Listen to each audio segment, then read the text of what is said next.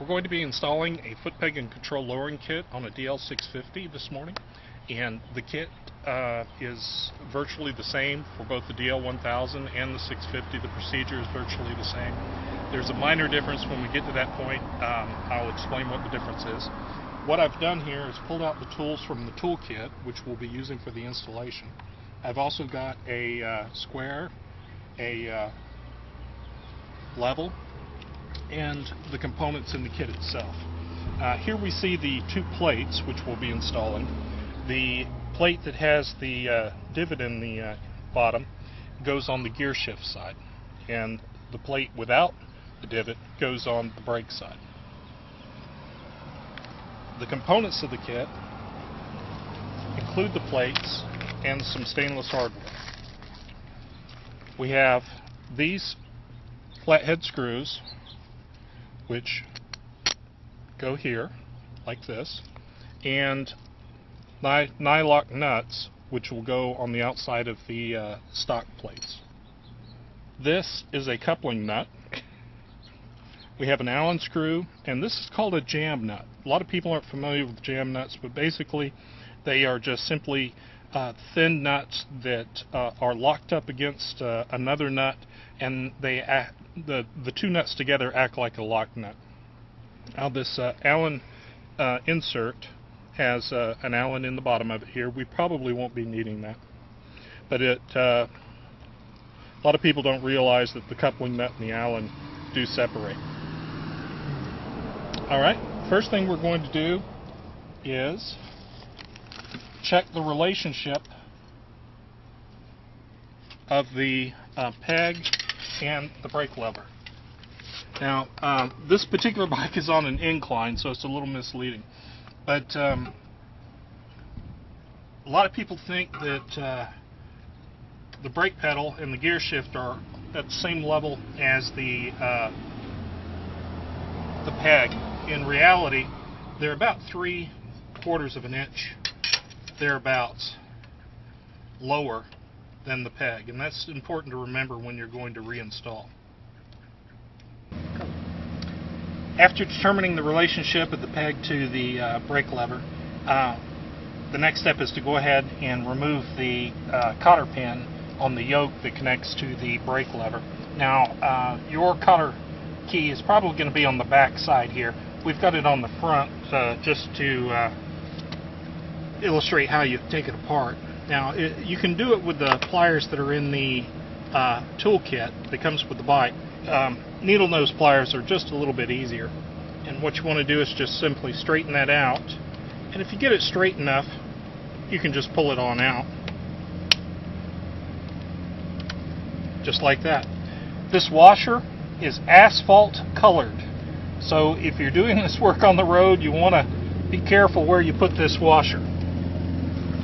Next step is to push the pin in, or pull it out in your case probably.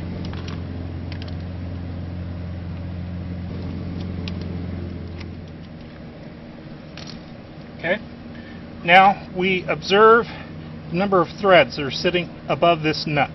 The reason is because the coupling nut is exactly the right size to extend this to compensate for how far the foot peg is being lowered. So when we reassemble things, we want this nut to have the same number of threads above it. This nut is 13 millimeters.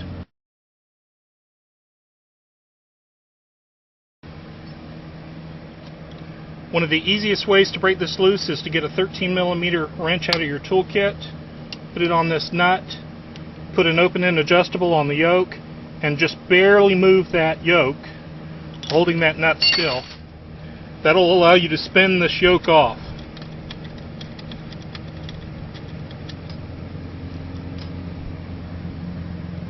And of course, if you move that nut, you can just put it back where it's supposed to be.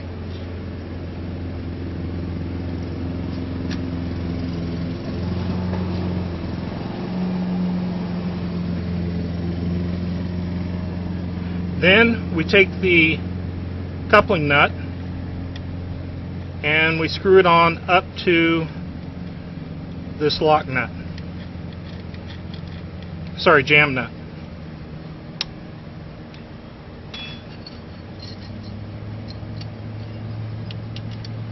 And we'll go ahead and tighten this up, trying not to move that top nut. Just a little bit of pressure. Then we take our Allen screw, which has a jam nut on it, and we screw it in. Now we're only going to need enough of the thread showing here to screw into the nut that goes inside the yoke. Okay? Then we tighten these two up.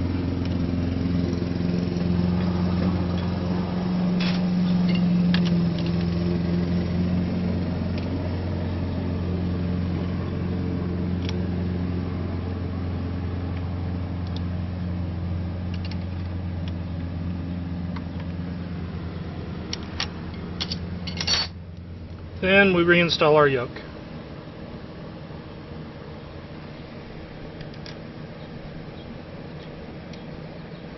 And the yoke acts like a wrench on the jam nut that goes on the inside of it.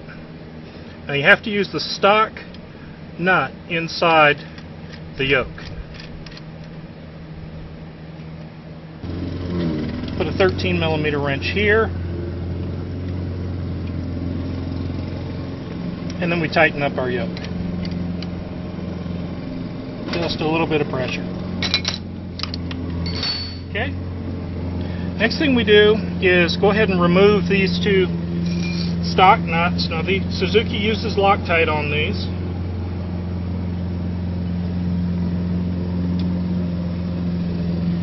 And what we do is take a Allen wrench. If you have an Allen wrench with a 3/8 inch ratchet attachment, that'll work fine. You can also use a Allen wrench out of your toolkit, and this device here. I'm putting a little bit of pressure down here for counter torque. We break them loose.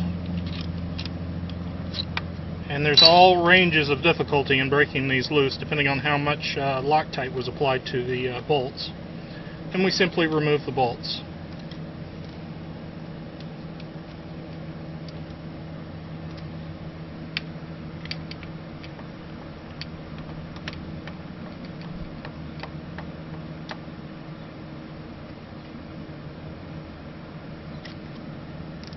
Alright, now I want to show you something back here. This is a difference on the 650 and the 1000.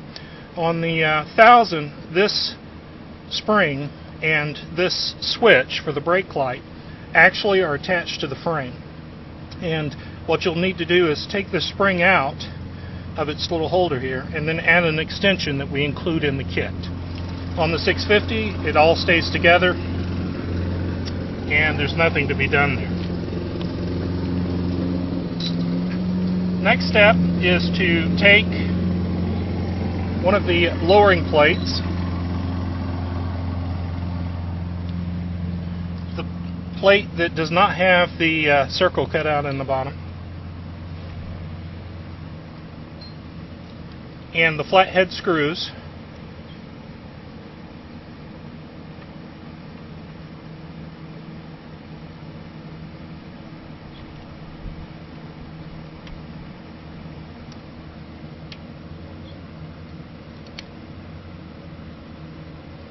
and attach them to the stock plate.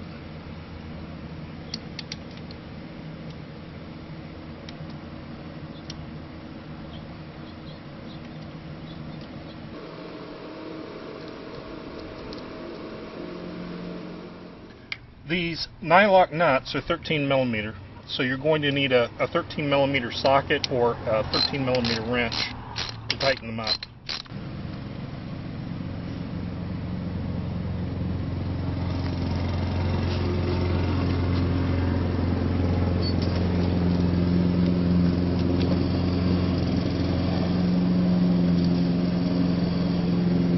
Take the nylock nut that's supplied with the kit and we thread it onto the nuts.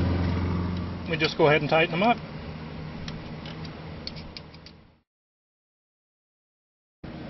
With the Footpeg lowering plate attached to the stock Suzuki Footpeg plate, we're going to go ahead and reattach the assembly to the frame using the stock socket head cap screws.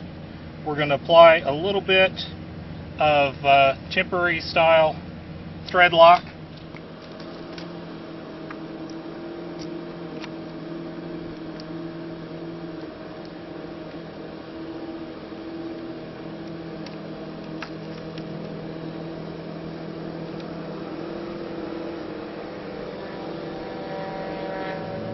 Now you'll want to consult your owner's manual for the torque specs on here if you want to use a torque wrench. With the plate attached, we reconnect the yoke to the brake lever, and our kit comes with a new cotter key.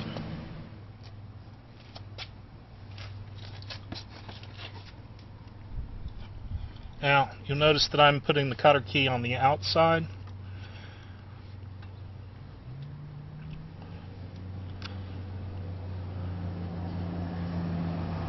Just makes it a little bit easier.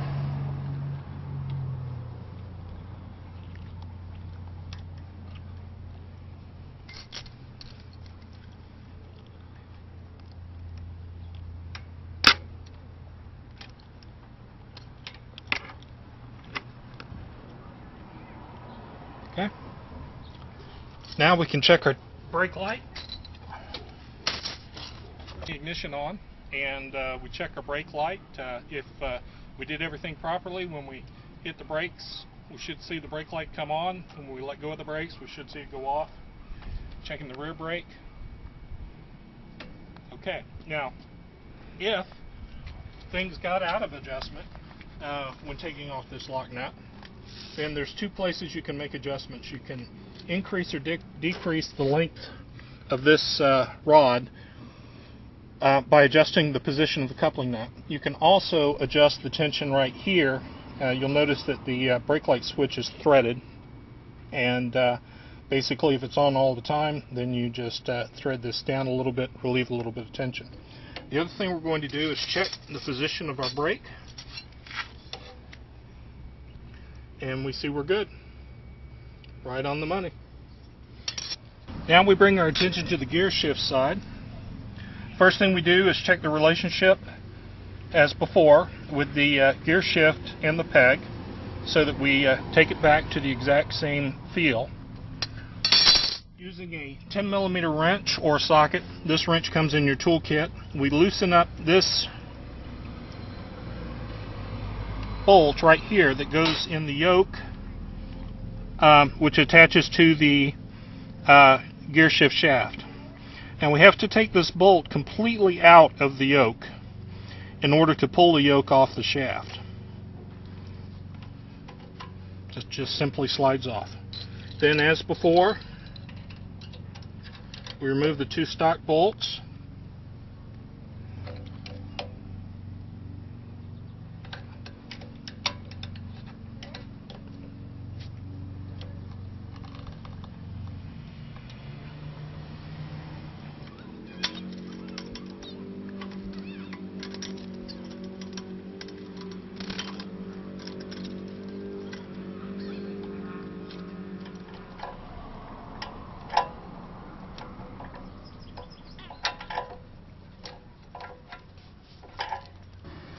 With the plate removed, just as before, we go ahead and install the lowering plate.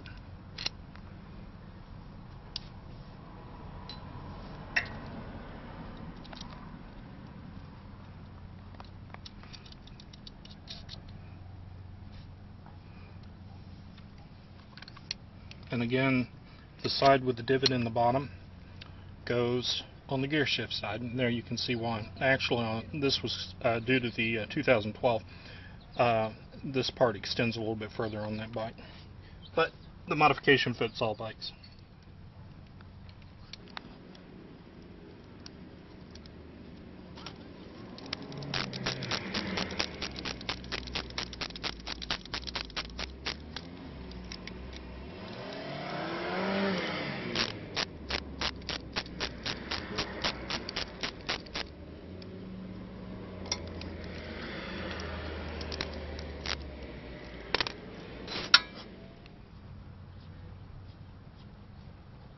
as we go to reinstall the plate, we're going to put the yoke back on here, and we're going to shoot for the geometry, the stock geometry.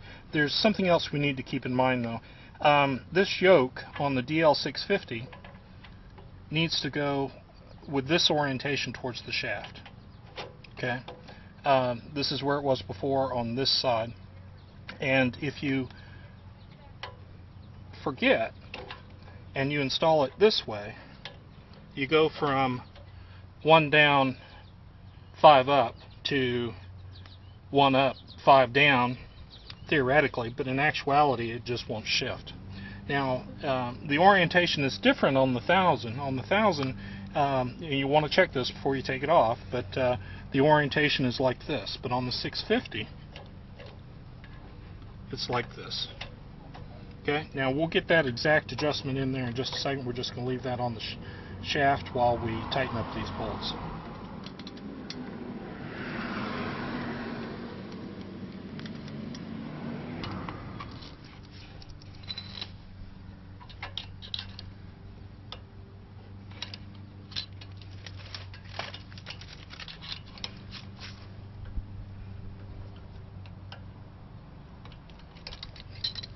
Okay, now with the original bolts snugged up, we check the position of our gear shift.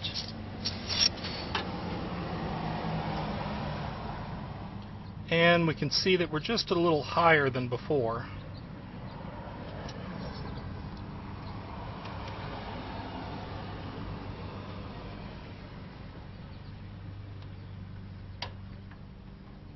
So we can just pull this off and reposition it on a different knurl.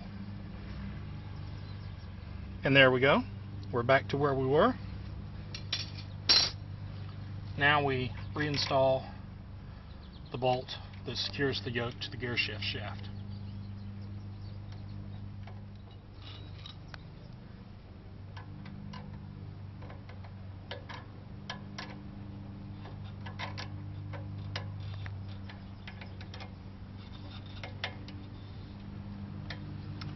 And with that, we're done.